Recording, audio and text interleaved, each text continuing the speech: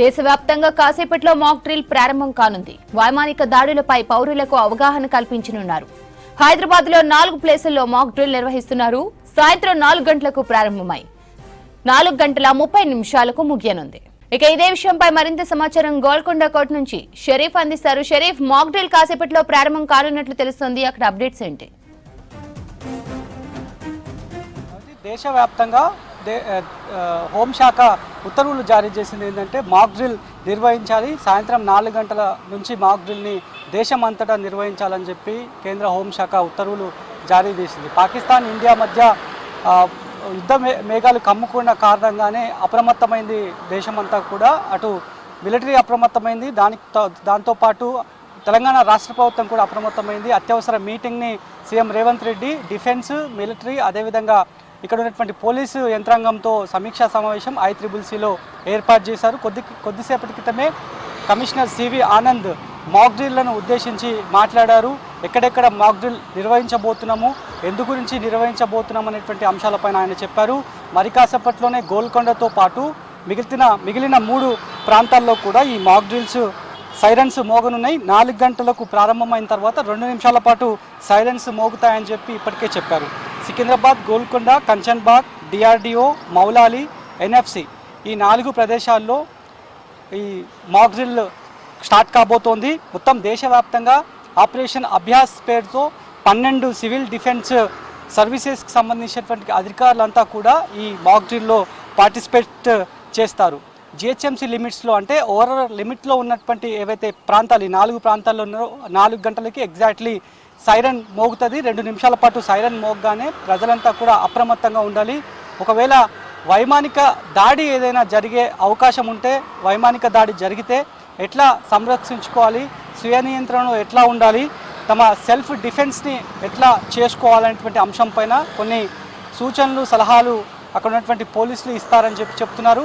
దీంట్లో భాగంగానే సైరన్ మోగగానే ఇంట్లో ఉన్న వాళ్ళు ఇంట్లోనే ఉండాలి. ఒకవేళ ట్రావెల్ చేసేవాళ్ళు సురక్షిత ప్రాంతాలకు ఏ ఏరియాకు వెళ్ళాలనేటువంటి అంశాలపైన ప్రభుత్వ యాప్లు, టీవీలు, రేడియో సిస్టమ్ని వాడుకోవాలనేటువంటి విషయాలను మాక్ డ్రిల్లో భాగంగా చెప్తారని చెప్పారు. 4 గంటల 15 నిమిషాలకు 4 చోట్ల మాక్ డ్రిల్ నిర్వహిస్తారు. పోలీస్, ఫైర్, NDRF, వైద్య, రెవెన్యూ, అదేవిధంగా స్థానిక సంబంధించినటువంటి NDRFతో పాటు SDRF టీమ్స్ కూడా మాక్ డ్రిల్లో ఉంటారు. 4 గంటల 15 నిమిషాలకి వాళ్ళంతా కూడా వెన్యూకి చేరుకోవాలని చెప్పి ఇప్పటికే ఆదేశాలు జారీ చేశారు. మరొక అంశాన్ని కూడా సీఎం రేవంత్ రెడ్డి నిర్ణయం తీసుకున్నట్లు సివి ఆనంద్ చెప్పారు. పోలీసులకి సెలవులు క్యాన్సిల్ చేసినట్లు, యుద్ధ వాతావరణం, యుద్ధ మేఘాలు కమ్ముకున్నాయి కాబట్టి కొన్ని రోజుల వరకు కూడా లీవ్స్ అన్నింటినీ క్యాన్సిల్ చేయాలని చెప్పి సీఎం ఈ మేరకు ఆదేశాలు ఇచ్చినట్లు సివి ఆనంద్ చెప్పారు. దాంట్లో భాగంగానే పూర్తి స్థాయిలో ఇప్పటికే ఆయా పాఠశాలల్లో, ఇన్స్టిట్యూషన్స్లో, డిఫెన్స్ ఇన్స్టిట్యూషన్స్లో చిన్నపిల్లలకు పూర్తి పాఠాలు చెప్తున్నారు. ఎట్లా ఎస్కేప్ కావాలి, వైమానిక బాంబు దాడులు జరిగితే ఎట్లా ఎస్కేప్ కావాలి అనేటువంటి విషయం పైన ఈ రకమైన మాక్ డ్రిల్ ఎంతగానో ఉపయోగపడుతుందని చెప్తున్నారు. మరోవైపు దాదాపు 54 ఏళ్ల తర్వాత మాక్ డ్రిల్ అనివార్యమైంది. ఇప్పుడు పాకిస్తాన్, ఇండియా మధ్య ఏదో జరగబోతుందనేటువంటి చర్చ జరుగుతోంది. దానికి తోడు ఆపరేషన్ సింధూర్ చేసి అక్కడి ఉగ్రవాదులను మట్టుబెట్టారు. ఒకవేళ ప్రతీకార చర్యగా మళ్ళీ పాక్ ఏమైనా కవ్వింపు చర్యలకు దారితీస్తే కనుక ఈ రకమైనటువంటి ఎక్సర్సైజ్ ఖచ్చితంగా ఉపయోగపడుతుందని చెప్పి డిఫెన్స్ సంబంధించి అధికారులంతా కూడా భావిస్తూ వస్తున్నారు. సరిగ్గా 54 ఏళ్ల తర్వాత, అంటే 1971లో భారత్ పాక్ మధ్య యుద్ధం జరిగింది. అప్పుడు దానికంటే ముందు మాక్ డ్రిల్ని ఏర్పాటు చేశారు. అంతకంటే ముందు ఇండియా, చైనా మధ్య యుద్ధం జరిగింది 1962లో. అప్పుడు అస్సోంలో ఈ రకమైనటువంటి మాక్ డ్రిల్ని నిర్వహించారు. ఇప్పుడు దేశవ్యాప్తంగా 4 గంటలకి ఇందాక చెప్పిన దాని ప్రకారం సివిల్ డిఫెన్స్ 12 కంపెనీస్కి సంబంధించి అధికారులందరూ కూడా రోడ్లపైకి రావాలి.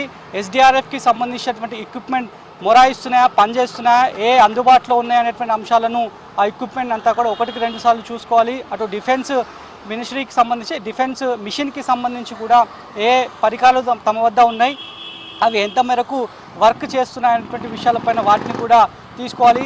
రెవెన్యూకి సంబంధించి రెవెన్యూ అధికారులు ఒకవేళ యుద్ధ వాతావరణం అనివార్యమైతే కనుక వాళ్ళ ప్రిన్సిపల్స్ ఏంటి, వాళ్ళు ఏం వర్క్ చేయాలనేటువంటి విషయం పైన వాళ్ళు పూర్తి స్థాయిలో సలహాలు సూచనలు తీసుకోవాలి, రివ్యూస్ని కండక్ట్ చేయాలని చెప్పారు. At the same time health డిపార్ట్మెంట్కి సంబంధించి ఎట్లా ఎమర్జెన్సీ పేషెంట్లను రెస్క్యూ చేయాలనేటువంటి విషయం పైన హాస్పిటల్స్ అన్నింటినీ కూడా సిద్ధం చేయాలని చెప్పి ఈ మేరకు రాష్ట్ర ప్రభుత్వం అలర్ట్ చేసినట్లు సివి ఆనంద్ చెప్పారు. మరోవైపు ICCC నుంచే కమాండ్ అండ్ కంట్రోల్ సెంటర్ బంజారాహిల్స్లో ఉన్న ICCC నుంచి ఎగ్జాక్ట్లీ 4 గంటలకి మరి కాసేపట్లోనే అక్కడి నుంచి ఒక మెసేజ్ పాస్ అవుతుంది. మెసేజ్ పాస్ కాగానే ఎక్కడైతే వెన్యూస్ని ఏర్పాటు చేశారో మాక్ డ్రిల్స్ కోసం గోల్కొండ NSF అది ECL అదేవిధంగా గోల్కొండ కావచ్చు వాటికి సంబంధించిన ఏరియాస్ ఏవైతే 4 ఉన్నాయో వాళ్ళందరికీ కూడా మెసేజ్ వెళ్తుంది. మెసేజ్ వెళ్ళగానే సైరన్స్ మోగుతాయి. పెట్రోలింగ్ వెహికల్స్ పోలీసులకు అందుబాటులో ఉన్నటువంటి వార్ సైరన్స్ పూర్తిస్థాయిలో ఇప్పుడు అందుబాటులో లేవు కాబట్టి ఆ రకమైనటువంటి అవసరాలు ఇప్పటివరకు రాలేదు కాబట్టి పెట్రోలింగ్ సైరన్స్ని బ్లూ కోట్స్ వెహికల్కి సంబంధించినటువంటి సైరన్స్ని మేము వాడుతున్నాము. పూర్తి పర్ఫెక్షన్ కోసం మాక్ డ్రిల్ కాదు, కేవలం వైమానిక దాడులు జరిగితే ఎట్లా తప్పించుకోవాలి అనేటువంటి ఒక అవగాహన సదస్సులాగా సన్నాహక సదస్సులాగా దీన్ని మేము ఏర్పాటు చేస్తున్నాము. ఎవరు కూడా టెన్షన్ పడాల్సినటువంటి అవసరం లేదు అనేటువంటి అంశాలను సిటీ పోలీసులు చెప్తున్నారు. మరి కాసేపట్లోనే గోల్కొండ మెయిన్ చౌరస్తాలో మాక్ డ్రిల్ స్టార్ట్ కాబోతోంది.